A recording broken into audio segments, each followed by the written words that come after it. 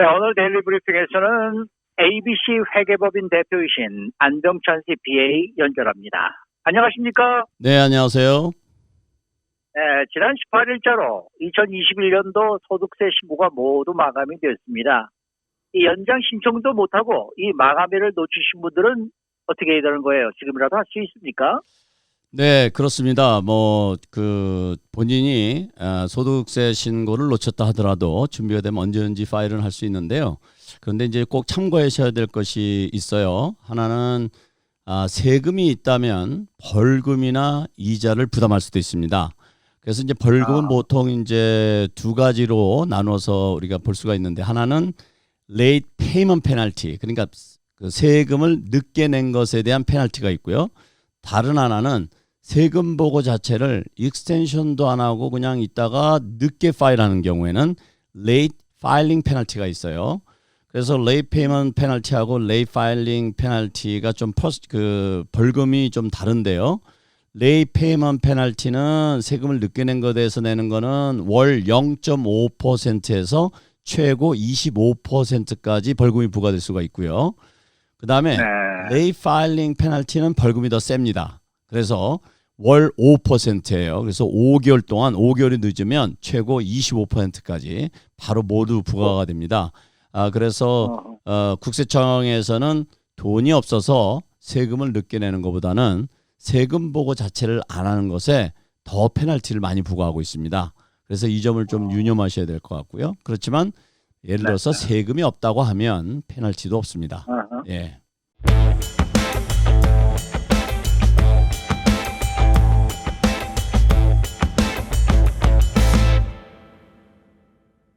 네, 그러면은 세금 보고는 제때 했는데요. 마감일이 지나고 보니까 지금 실수가 발견됐다 그러면 어떻게 해야 되나요? 네, 이제 그런 경우가 종종 발생하게 되는데요. 그럴 때는 우선 국세청에서는 일단 정정 신고할 것을 권장하고 있습니다. 그런데 만약에 본인이 오리지널 파일하는 것이 환불금을 신청한 것이었다면 좀 기다리라고 국세청에서 권장하고 있어요. 그 이유는 왜 그러냐면, 혹시 국세청에서 이미 알고 있어서 세금을 어저스트 한다면 환불해서 조정을 하는데, 또 어멘드 리턴이 들어오면 텍스 리턴이 두 개가 들어오니까 자칫하면 혼선이 일어날 수 있기 때문에 그럴 경우에는 기다렸다 하고, 그렇지만 추가로 세금을 내야 될 것이 있다고 하면 바로 해서 세금을 납부하는 것이 좋겠죠. 좀 전에 말씀드렸던 것처럼 레이 페먼 페널티를 좀 피할 수 있고 이자도 피할 수 있을 테니까요. 그러니까 이제 중요한 것은 발견됐을 때 즉시 정정 신고하는 것이 중요하겠고, 그 다음에 이제 또 어떤 경우는 보면은 아주 그 마이너한 경우가 있어요. 예를 들어서 어떻게 하다 보니까 깜빡 잊어먹고 전혀 생각지도 않았는 어떤 어카운트에 이자가 좀 몇십 불이 발생이 됐다든지 이런 것까지 가지고서도 정정 신고하는 것을 할 필요는 없을 수도 있습니다. 왜냐하면 세금에 거의 영향이 없을 수 있기 때문에요. 그럴 때는 국세청에서 연락 올 때까지 좀 기다려보는 게 좋겠고, 그렇지만 본인이 환불을 받아야 되는 시츄에이션일 경우에는 꼭 유념하셔야 될 것이, 환불은 공소시효가 3년입니다. 그래서 3년 이내에 정정신고를 통해서 환불을 신청하지 않으면 받을 수가 없다는 점 기억해 두셔야 되겠습니다. 근데 어느 정도 웬만한 그 잘못을 저지르게 되면은, 미스테이크를 했다 그런다 그러면은 IRS가 미리 보고 통보를 해오지 않습니까? 이게 뭐 잘못됐네요. 그러고. 네, 그것이 이제 주로 제3의 기관으로부터 리포트가 들어왔을 때, 그런 것을 미스했을 때는 국세청에서 컴퓨터에서 걸러내서 자동적으로 노리스가 갑니다. 그렇지만 그렇게 제3의 기관으로부터 보고가 되지 않은 내용에 대해서는 국세청도 알 수가 없죠. 감사를 하지 않는 한은요. 네, 그래서 그런 것을 참고하셔서 결정하시면 되겠습니다. 네. 근데 최근에 IRS에서는 이 환불금을 너무나 크게 신청을 할 경우에는 또 세무 감사를 받을 수 있다라는 경고를 했다고 하는데, 이건 또 어떤 내용이에요? 네, 그 IRS가 최근에 그 발표한 내용인데, IRS에는 이제 CID라는 데가 있습니다. CID라는 것은 Criminal Investigation Department인데요. 그러니까 이제 형사 사건 관련된 것을 전문적으로 취급하는 그런 IRS 연방국세청 부서인데, 2021년 보고서에서 탈세 혐의로 약 22억 달러를 추징했다고 발표를 했습니다. 그리고 이 부서에서 기소율이 89.4%로 발표가 됐습니다. 그러니까 이 CID에서 일단 형사 사건으로 클래스 파일을 해서 이제 감사를 하고 조사를 하게 되면 거의 90% 정도는 다 기소가 된다. 이렇게 이제 보시면 되겠고요. 그리고 이제 국세청에서는 그 환불 사기를 가장 큰 세금의 사기로 보고 있습니다. 왜냐하면 환불은 그냥 현금이고 국세청으로부터 돈을 현금을 받아가는 것이기 때문에 가장 큰 그 세금 사기로 보고 있고, 또 이런 사기에 인벌브되거나 이러면은 이것이 공소시효가 3년이 아니라 6년으로 늘어나기 때문에 그런 부분도 이제 우리가 유념해야 될 것 같고, 그렇지만 이제 시빌 텍스 프로드 같은 경우에는 공소시효가 없습니다. 그래서 이렇게 이제 공소시효라든지 이런 것도 우리가 잘 알아두시는 것이 좋을 것 같습니다. 네.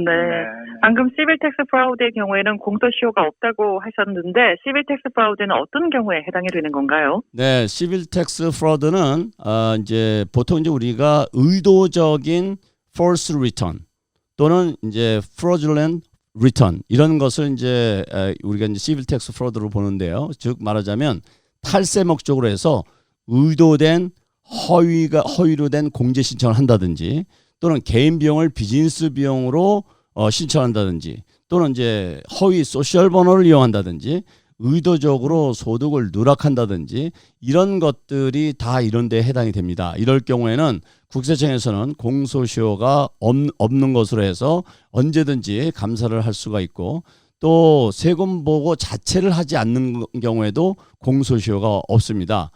그런데 이제 이렇게 이제 말씀을 드리면, 아니 그러면은 뭐 조금 내가 의도적으로 허위를 공제를 신청했다든지 또는 개인 비용을 비즈니스 좀 어저스트하면은 이런 것이 다 공소시효 없이 국세청에서 언제까지나 다 감사할 수 있고 이런 거냐? 그렇지는 않습니다. 여기서 이제 중요한 건 이런 거로 다 할 수는 있지만 가장 중요한 건 뭐냐면 burden of proof. 그러니까 이런 사실을 의도적으로 납세자가 했다라는 사실을 증명할 의무를 국세청에서 가지고 있어요.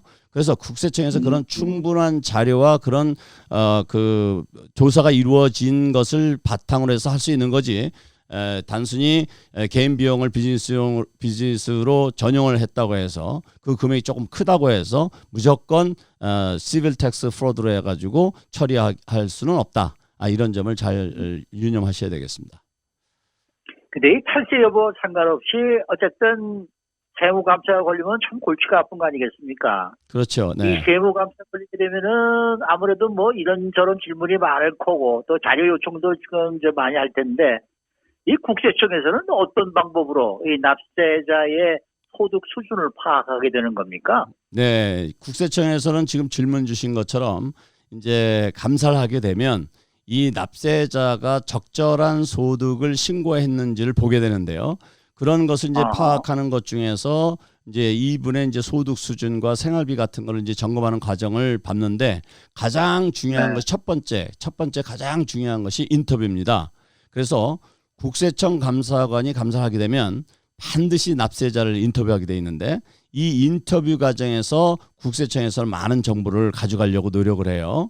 그래서 그런 인터뷰 과정 속에서는 그 납세자의 가족은 어떻게 됐는지, 또 주택을 소유하고 있는지, 그리고 월 지페이먼트는 어떻게 되고 유틸리티 같은 건 또 어느 정도 나가는지, 그리고 자녀가 학교를 사립학교를 다니는지 또는 양육비로는 또 어떻게 들어가는지, 뭐 자동차 비용, 뭐 DMV 같은데 이제 그 확인해 가지고 어떤 자동차들을 가지고 있는지, 이런 것들을 기초로 해서 생활비를 이제 기초로 해서 소득 수준을 이제 가늠해 보는 거죠. 이랬을 때 이것이 도저히 소득을 보고한 것과 이게 너무 안 맞는다. 그러면 이제 국세청에서는 의심을 하게 되죠. 안 맞는다고 해서 무조건 보지도 않고 세금을 부과할 수는 없어요. 그렇게 되면 국세청에서는 제3의 기관으로부터 자료를 받으려고 하고, 또 은행이나 이런 기관으로 서먼스를 보내서 자료를 추가적으로 확보하려고 하고, 이런 노력을 통해서 감사를 진행이 되기 때문에 감사 걸렸을 때 처음 인터뷰하는 것이 매우 중요하고, 그리고 자료를 제출하고 주고받는 과정에서 대화라든지 커뮤니케이션 방법이라든지 이런 것이 감사관으로 하여금 불필요한 오해를 사지 않게 하는 가장 중요한 것이라고 생각이 됩니다. 네. 개인도 개인입니다만은 사업하시는 분들은 더 복잡할 듯 한데요. 사업하시는 분들을 감사할 경우에 감사관이 가장 먼저 염두에 두는 거는 어떤 부분입니까? 네, 우선 이제 감사관이 가장 궁금한 것은 아무래도 소득을 누락했는지 여부가 이제 굉장히 중요할 텐데요. 그렇다 보니까 비즈니스 하시는 분들은 비즈니스에서 발생된 매출을 은행에다가 다 예금을 했는지 또는 매출을 보고했는데 은행에다가 디파짓 한 것보다 작게 보고하진 않았는지 이런 걸 보게 되겠죠. 그렇기 때문에 매출과 그다음에 그 비즈니스의 뱅크 스테이먼트 즉 은행 예금 등을 분석을 하는 작업을 합니다. 이렇게 해서 우선 소득의 누락 여부를 파악하려고 하고요. 그다음에 이런 것을 이제 비교 분석을 통해 가지고 이제 또 다른 문제점이 있는지를 이제 파악하게 되는데 이제 예를 들면 리테일 비즈니스 같은 경우에는 요즘은 이제 POS 시스템을 많이 쓰지 않습니까? 그래서 그 네. POS라는 것은 이제 포인트 오브 세일해서 그 매상을 컴퓨터로 다 이렇게 그 기록하고 리포트를 만드는 그런 시스템인데요. 그래서 뭐 그런 것들에 대한 그 기본적인 자료, 그러니까 그 소프트 파일 자체를 아예 가져가려고 하는 그런 노력들을 국세청은 지금 하고 있고 또 이제 크레딧 카드 같은 요즘은 이제 뭐 크레딧 카드를 너무 많이 사용하니까 보통 그 레스토랑 같은 경우도 거의 90% 육박해요, 사용률이. 그러다 보니까 크레딧 카드로 결제된 것은 크레딧 카드 컴퍼니에서 연말까지 정산된 것을 1099K라는 걸 통해서 국세청에 신고를 하고 그리고 해당 그 비즈니스 오너에게도 전달을 해줍니다. 그러니까 국세청에서는 그런 정보를 가지고 크레딧 카드가 예를 들어서 그 일대의 매상의 90% 정도가 차지한다. 그런데 이 납세자가 보니까 90%가 아니라 99%다. 그러면 뭔가 그 현금세를 좀 누락한 것 같은 그런 그 느낌을 받을 수가 있겠죠. 이제 그런 식으로 해서 이제 비교를 한다든지. 그리고 이제 은행 스테이트먼트를 보니까 좀 이상한 거래들이 있어요. 예를 들면 저희 같으면 이제 ABC CPA인데 뭐 A라는 뱅크를 쓰고 있으면서 그 책이 B라는 뱅크 ABC CPA도 간다. 그런데 납세자가 그런 뱅크 스탬을 주지 않는다. 그러면 그런 뱅크 스탬을 더 추가로 요청하고 잘 주지 않는다면 그 해당 은행에 서먼스를 보내서 강제로 저 뱅크 스탬을 가져가서 분석하는 이런 절차들을 받게 됩니다. 그래서 비즈니스 하시는 분들이 가장 유념하셔야 될 것은 그 매출과 은행과의 관계 이런 부분들을 잘 그 정리해서 소득세 신고하는데 반영하는 것이 중요하겠고 감사 걸렸을 때 감사관들이 이런 부분을 매우 중요시 본다는 사실을 염두에 두시고 자료를 잘 준비해서 감사를 잘 진행하는 것이 중요하겠습니다. 세상이 참 무섭네요.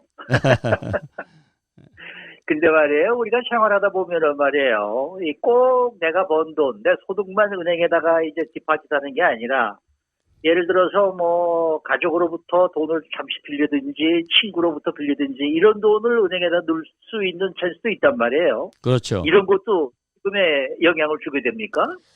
네, 우선 그 지금 말씀하신 것처럼 친구나 친지로부터 잠시 돈을 빌리고 갚고 하는 것은 사실 세금하고 관계가 없죠. 빌린 돈이니까 소득이 아니죠.